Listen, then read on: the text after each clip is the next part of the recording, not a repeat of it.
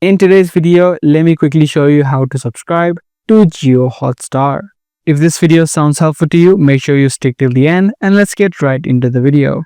Now the first thing you want to do once you open up the app is head over to My Space on the bottom right and make sure you tap on the subscribe button that you see on the top right of the screen.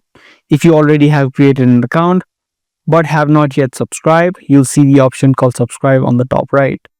Once you tap on the subscribe button, you're going to see different plans that you can subscribe to, such as super, premium, and mobile plans. Depending upon these plans, you can see the pricing as well. If you choose the premium plan, you can watch videos ads free. So select the plan that you want to subscribe to. And once you select the plan you want to subscribe to, you just need to select a payment method. Depending upon what you want to pay through, just add in your details and you will be immediately subscribed. So that's basically the video on the way that you subscribe to Jio Hotstar. If this video was helpful, be sure to subscribe and also make sure to give this video a thumbs up. That's going to be all for this one. I'm going to see you in the next video.